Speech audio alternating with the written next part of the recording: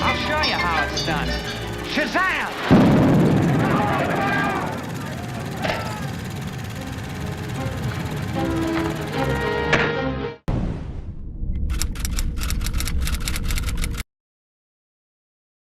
Hey guys, how you doing? Welcome back to Under Develop here, and today we have another movie review for you. Gladiator II. Or GladIIator, as the title says. Yeah, GladIIator, which is I may have to double that after seeing this movie.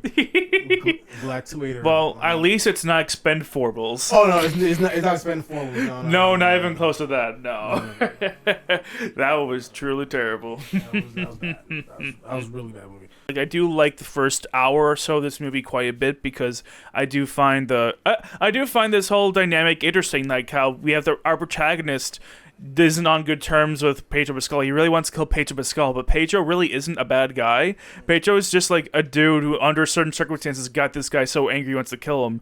While Pedro Pascal has his own, Acacius has his own goals in mind to help the Roman people. I thought that added a lot of nuance to this. It wasn't black and white like the first movie did. But of course that eventually got ruined. Yeah, that got shot in his face. Like I like the idea of Lucius is actually going after the man he thinks is the antagonist, but he's actually not the antagonist. Yeah. He's actually the protagonist, and he actually not only that, he's literally Maximus reincarnated.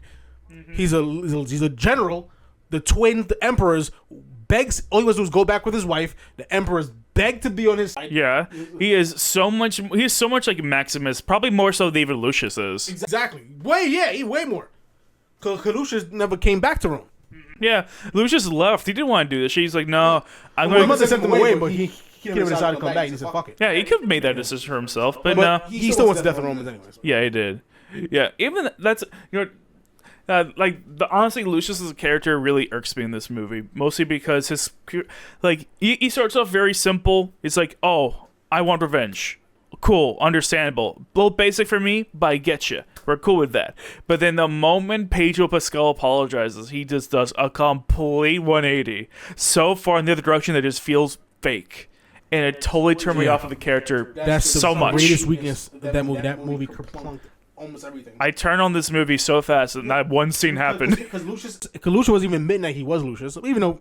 it was clear that was him. Yeah, I mean, Pedro knew by that point. No, not Pedro. Connie Nielsen and Paul Mescal. They had that whole moment where he still was denying who he was.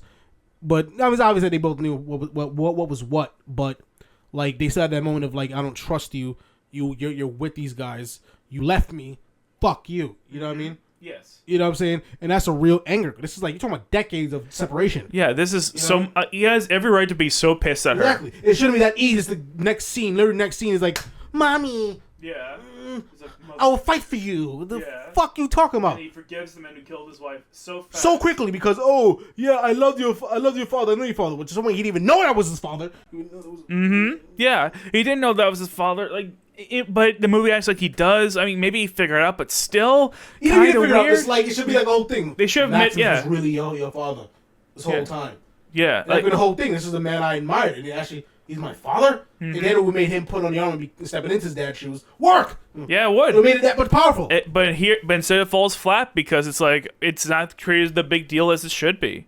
Because they keep saying something and they keep doing the opposite of it. Because they keep saying, because they keep fucking setting him up to be this guy, but he's not that much like his father. He's just a skilled fighter and leader, I guess. That's really just it. He's not much of a character, and again, just like the way his morals is like this totally flimsily shifted. Like the moment, like I understand if he felt conflicted after Acacius told him that he was a big fan of his father, that he would sacrifice himself for that. That's fine. If he hesitated to do something, or was just so confused by that sudden event that he's willing to sacrifice himself. But no, it jumps immediately to forgiveness, and it's that swiftness that really hurts it. In fact, that's a problem that the movie has with a good chunk of its plot, that I really like a lot of things the movie does on paper, but it just happens very quickly. Because Denzel comes from he's like this charming like fucking guy who just happens to own Lucius as a slave, and then he immediately jumps forward into I am the mastermind supervillain who has only been kind of hinted at as doing other plans, but now I'm like doing a million things. I did say very early that he had big plans. Yes. But when everything was enacted, it just kind of happened so fast. He's killing this emperor, and then he's goading this emperor, which makes sense to divide the two. But then he immediately kills this emperor, and now he just switching from planet to planet, planet. You know, it's like where's the development and where is the actual like coming from one spot ending at another? You kind of jumping. Because the movie wants us to believe that he's just some methodical, high-planning chess master kind of character, but he's not that. He's written as a impulsive guy who's going with the flow with whatever happens and tries to like enacts and just like jumps instinctively on any opportunity he gets, which is a very different kind of vibe. Kind of gives you Michael from Moose Survivors. Making it seem like he's a big mastermind. He's actually jumping from one failed plan to the next. Yeah, it's like he's going on a front trying to not make you realize how truly panicked he is because he doesn't know what the fuck he's doing. Exactly, and if that's what you're trying to portray, then you should emphasize that. Or if you're trying to make him methodical, the way to end it was make a part 2 and make the end of it is make his long-term plan finally come to fruition. With now he's in charge of the armies, and now he's in the heir of the one emperor. Mm-hmm. Yeah. And that could be a fitting end. Honestly, I think a fitting end for the movie would have just been him killing the first emperor, and then that would lead into part 2. Yeah, exactly. Kill the first emperor. Now he's sitting at the right hand of the other twin. Yeah. Now he has control of the armies, and then he goes to Paul Mescal and says, "I want you to be my instrument." Mm-hmm. And then he says, "Never. I will kill you." And that could be the fucking end right there. Yeah. That would be bad. Him saying, "Now that I have power, I want you to be my instrument." Mm-hmm. You know what I mean? That would have been fucking cool. Yeah. That would have been a way to end it. Then after he took great ass part 2. Now he has to go probably find this army and then lead a charge against the Romans. And then there could be an all-out fucking war. Honestly, with all this in mind, it mainly makes me question. I didn't think about this before, but now that you've said it out plainly like that, it makes me realize since Lucius and Denzel both hate Rome, why didn't they bond over that earlier? That's true. It's kind of weird. I think they have two different perspectives on what it is to. He wants to control Rome, while other one wants to just fucking destroy it. I'm pretty sure they both want to destroy Rome. But through different means, though. He wants to. I don't think he wants to necessarily destroy Rome. I think he wants to get rid of like the people ruling it and then change it for the better. Mm-hmm. You know, that's what it should be. You know what I mean? And Denzel's like he has a more Ra's al Ghul take on it, with like we need to burn it to the ground. Okay, but even then, you could still set that up as like something that made like a small friendship over, just to like immediately have that fade as it goes deeper into the movie. You know? I guess because the relationship was mainly about I'm gonna get you your revenge. Yes, that was. But that was one of the many things that got immediately dropped as soon as Pedro Pascal died. Yeah. Like halfway into the movie, which again, it should have been long. Like. Honestly, this movie really needed more time in the oven. It should have been 2 movies, the way that Wicked is 2 movies, or it's going to be 2 movies, I should say. But also another thing, the effects just look kind of weird for the most part, especially the animals. They look very bad. The tiger. Yeah, that tiger looked so fake. Yeah, like, holy shit. And the sharks are fake. Yeah. You know what I mean? The water looks CG too. Like, it didn't look great. I mean, the first movie was so gorgeous because it was mainly practical. Built sets. And this movie does have some of that too. Like there are parts of it that look good. But, there definitely are. But like, the more CG. I gave it a more advanced time, but the CG didn't do no justice. You need more time for the CG to look good. You should rely more on practical effects here. Yeah, I mean, even then, you could rely on CG and make it look good. You just need more time to actually make it look good. Yeah, take your time. It takes time and money to make it work, especially if you're doing all that much. But clearly, I mean, you hypothesized that they rushed it, and I think you're absolutely right. The more I think about it, the more clear it is to me. Both the script and the effects are just rushed. So much happens in the second act and third act is like it just feels rushed, and it just invalidates everything that's happened. It just makes it feel like you're just watching someone trying to get this movie over with. Yeah, it feels like a mess. It feels like a jumbled, cluttered mess, sloppy pacing. You know, the build-up was cool, but like once they got to the second act, like the middle of the second act, it kind of just went kerplunk.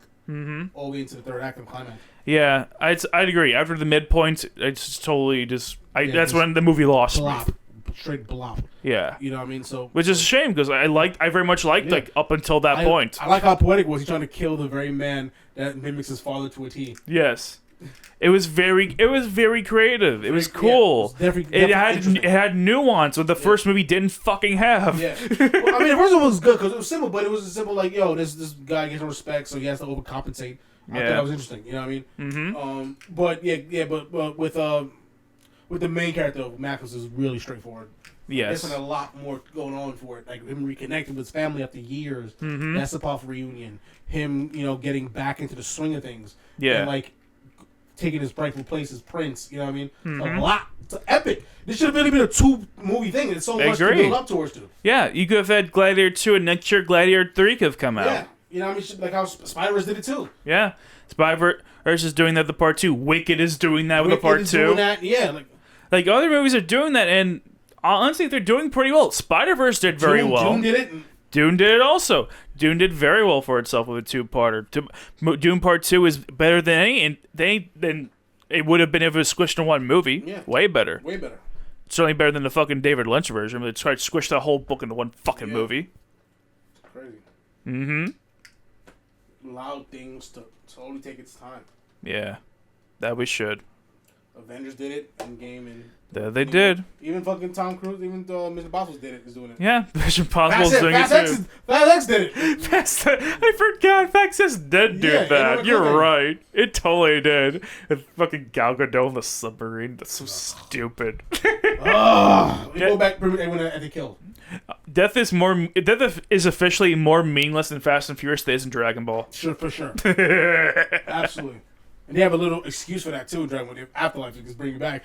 They don't. They said, fuck it, just come back. Because they've secretly been working. It didn't happen like that. It kind of something else happened, and then they went secret for many years. They never contacted anyone else. Yeah. They don't give a shit. So I just went incognito. What the fuck are you talking about? It's lazy retcons, man. That's all that is.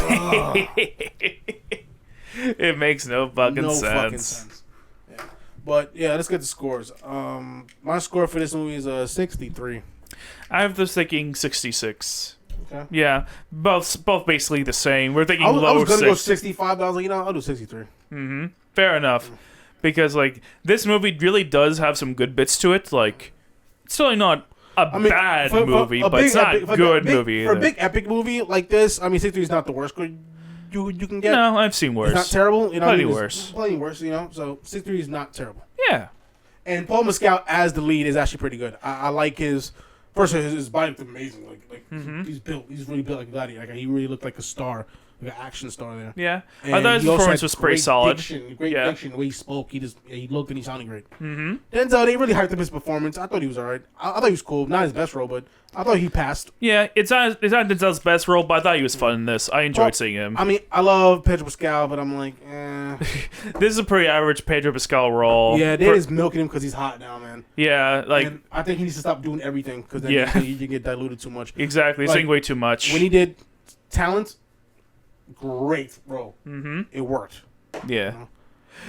Ironically, these two guys are going to be in Fantastic Four. Joseph Quinn is Human Torch. I didn't know he was the Human Torch. Wow. I'm saying, yeah, he's the Human Torch. Yeah. Well, I already know Pedro as Mr. Fantastic. Yeah. Fantastic. So it's actually ironic they're both together.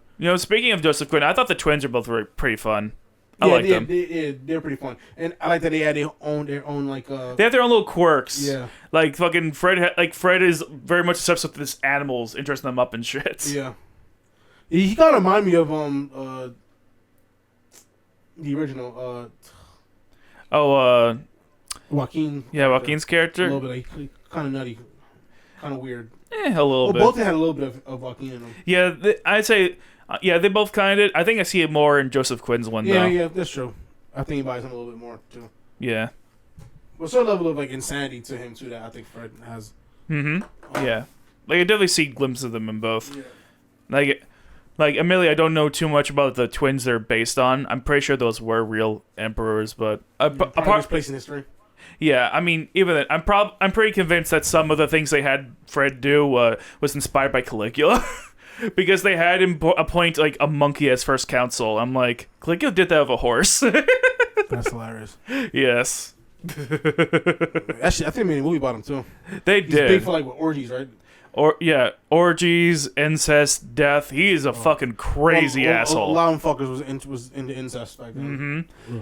He was a fucked up dude. Yikes. And that's by ancient history standards. Mm-hmm. Yeah.